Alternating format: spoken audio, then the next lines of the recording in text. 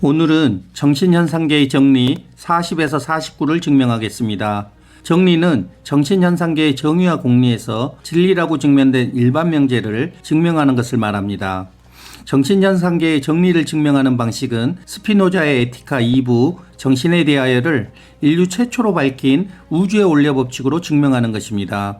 그런데 여러분이 이 증명을 쉽게 이해하려면 절대계 신의 모든 가능성의 상태가 변화 그 자체인 상호우전성, 상호침투성, 끌어당김성의 가능성의 상태가 되어 상호우전성, 상호침투성, 끌어당김성의 법칙에 의해 필연적으로 현상계 정신이 나타난다는 것입니다.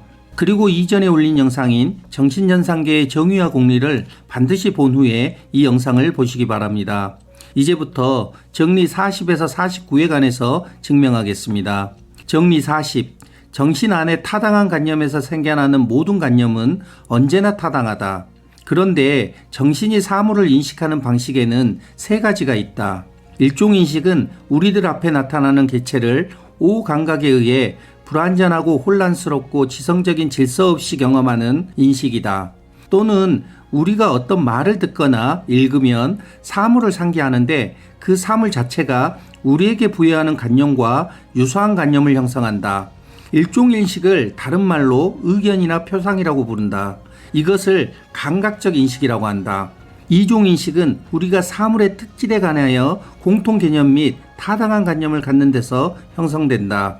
이것을 이성적 인식이라고 한다. 3종 인식은 신의 속성의 형상적 본질에 관한 타당한 인식으로부터 사물의 본질을 타당하게 인식한다. 이것을 직관지 인식이라고 한다. 증명. 본성의 타당한 관념에서 생겨나는 모든 관념은 언제나 타당합니다. 일종 인식은 개체를 오후 감각을 통해 의식에서 자아가 상호우전성, 상호침투성, 끌어당김성의 법칙에 의해 개체를 경험하는 인식입니다. 이것은 감각 경험이나 개인적인 기억에 의존하는 불완전한 반쪽의 인식입니다. 이것을 저는 자아의 인식이라고 합니다. 이종 인식은 자기 탐구를 통해 의식에서 세 가지 법칙을 합일하여 변화 그 자체의 존재인 본성의 타당한 관념으로 인식하는 것입니다. 이것은 세 가지 법칙을 이해하여 사물의 본질과 관계를 논리적으로 파악하는 완전한 오른쪽의 인식입니다. 타당한 지식을 통해 정신의 자유를 얻을 수 있습니다. 이것을 저는 변화 그 자체의 존재인 본성의 인식이라고 합니다. 3종 인식은 자기 탐구를 통해 의식에서 세 가지 법칙을 합일하여 절대계의 존재인 본성의 타당한 관념으로 인식하는 것입니다. 이것은 절대계의 모든 가능성의 상태를 직접적으로 이해하는 완전한 오른쪽의 인식입니다. 즉, 사물들이 필연적으로 존재하는 우주의 원리의 법칙을 직관적으로 깨닫는 경지입니다. 그러면 감각과 논리를 넘어서는 깊은 통찰을 하며 최고의 정신적 자유에 도달하게 됩니다. 이것을 저는 절대계의 존재인 본성의 인식이라고 합니다. 정리 41. 제1종의 인식은 거짓 허위의 유일한 원인이다. 그러나 제2종과 제3종의 인식은 필연적으로 참된 인식이다. 증명. 감각 경험이나 개인적 기억에 의존하는 불완전한 반쪽인 타당하지 않는 모든 관념은 일종의 인식인 자아의 인식은 전초호를 일으키는 사도사입입니다.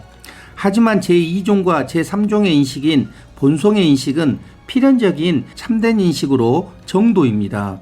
인간의 의식은 자기 탐구를 통해 의식에서 상호우존성, 상호침투성, 끌어당김성의 법칙을 합일하여 A 전의식에서 B 의식으로 C 초의식으로 이르는 3단계로 성장해야 합니다. 여기서 중요한 사실은 A 전의식과 C 초의식은 비이온성인 상호침투성으로 같지만 위치가 다르다는 것입니다. 다시 말해서 전의식의 자기와 초의식의 본성은 방과 낫의 차이처럼 엄연히 다릅니다. 그런데 전초오류는 의식에서 세 가지 법칙을 합일한 본성의 인식이 아니라 자아가 세 가지 법칙에 의해 인식할 때 일어납니다. 다시 말해서 자아의 인식은 의식에서 자아가 무엇이 있다와 없다로 분리한 후에 무엇이 있다를 동일시하여 인식하면 A 전의식을 C 초의식으로 격상함으로써 B 의식이 A 전의식으로 퇴행하는 격상오류를 일으키고 무엇이 없다를 동일시하여 인식하면 C 초의식을 A 전의식으로 환원함으로써 B 의식이 A 전의식으로 퇴행하는 환원오류를 일으킵니다. 결국 자아의 인식은 세상을 이온성인 반쪽으로만 이해하는 것입니다. 그래서 반쪽인 자아로 온쪽인 본성을 만들려는 전초 오류는 사도사이비를 의미합니다. 사도사이비는 문제와 답은 말할 수 있지만 왜 그런지와 어떻게 해야 하는지에 대한 문제를 푸는 방법을 알지 못합니다. 나아가 원하는 정반대의 결과를 나타나게 합니다. 전초 오류의 격상 오류는 부처님이 말한 무엇이 있다는 견해인 상견이고, 환원 오류는 무엇이 없다는 견해인 당견입니다. 부처님의 중도는 당견과 상견의 양극단에서 벗어나는 방법을 말합니다.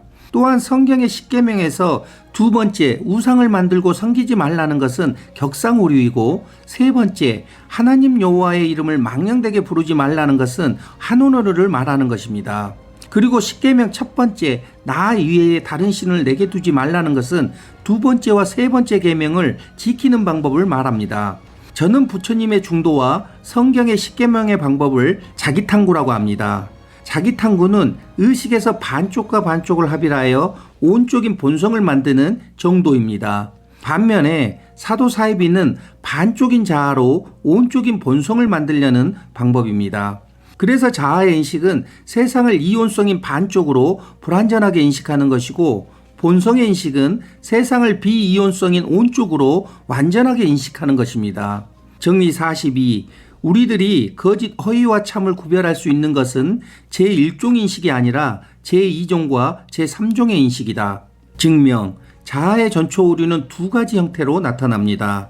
첫 번째 격상 오류는 무엇이 있다는 전제를 가지고 자아로 수행할 때 일어납니다.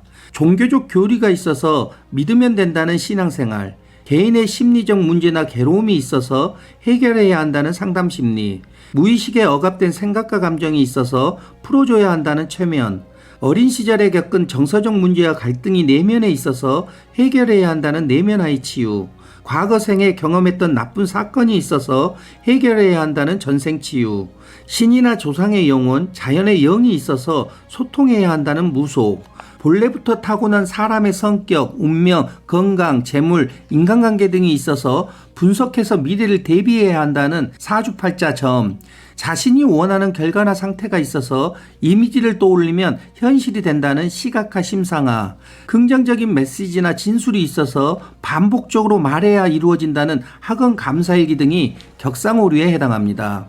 격상오류의 결과는 생각 감정에 강하게 동일시되어 귀신이나 한상 등이 보이는 무속인을 만들고, 무의식이 몸으로 전이되어 특정 신체 작동에 문제를 생기게 하는 히스테리를 나타나게 합니다.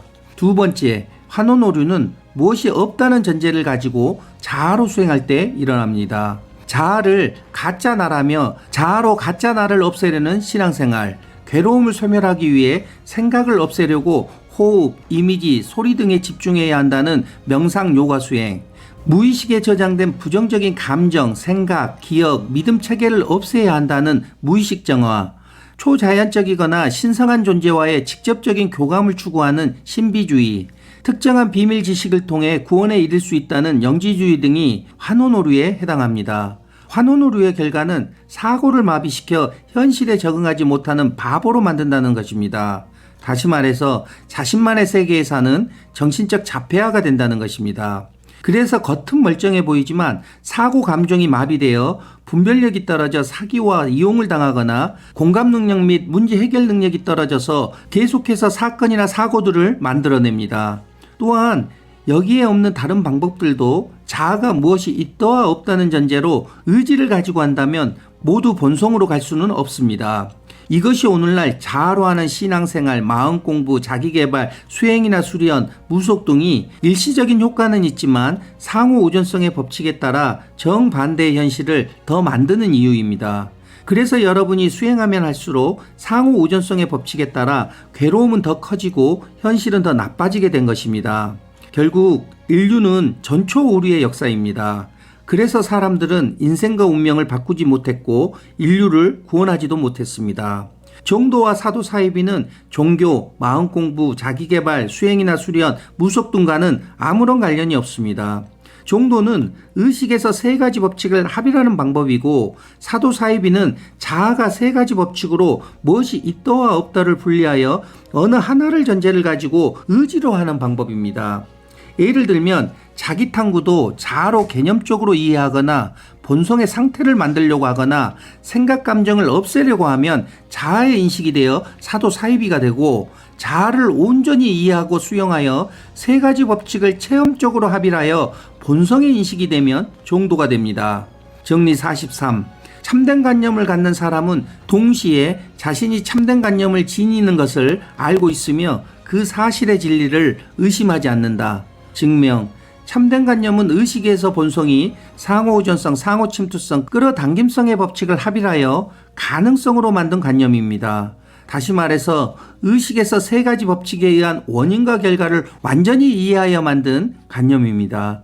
반대로 거짓 허위 관념은 의식에서 자아가 세 가지 법칙에 의해 하나의 세계를 두 개의 세계, 주체와 객체로 분리하여 전초 오류로 만든 거짓 허위 관념입니다. 참된 관념을 지닌 본성으로 사는 사람은 눈을 뜬 사람이고, 거짓 허위 관념을 지닌 자아로 사는 사람은 눈을 뜨지 못한 장님입니다. 눈을 뜬 사람은 누가 눈을 떴는지 뜨지 않았는지를 바로 알 수 있지만, 눈을 뜨지 못한 장님은 누가 눈을 떴는지 뜨지 않았는지를 결코 알 수 없습니다. 심지어 이 정신적 장님은 자신이 눈을 뜨지 못한지도 알지 못합니다. 그래서 자아로 사는 장님은 참된 관념이 무엇인지 결코 알 수 없습니다. 반면에 본성으로 사는 눈을 뜬 사람은 자신이 참된 관념을 지니는 것을 알고 있으며 그 사실의 진리를 의심하지 않습니다. 정리 44. 이성의 본질은 사물을 우연이 아니라 필연적인 것으로 표상한다. 증명. 본성의 인식은 존초오류 없이 사물을 비이온성인 온쪽으로 완전하게 전체를 인식하는 것입니다. 즉 그것은 사물을 있는 그대로 인식하는 것입니다. 바꾸어 말하면 사물을 상호우전성, 상호침투성, 끌어당김성의 법칙이 아니라 필연적인 가능성의 표현으로 인식하는 것입니다. 이것으로부터 다음의 결론이 도출됩니다. 첫째, 인간은 사물을 의식에서 자아가 세 가지 법칙에 의해 과거, 현재, 미래로 분리하여 인식합니다. 이것으로 인해 시간이 생기게 됩니다. 이것은 태양의 빛이 지구를 비추면 세 가지 법칙에 의해 동시에 낮과 밤이 생겨 순환하면 시간이 생기는 것과 동일합니다.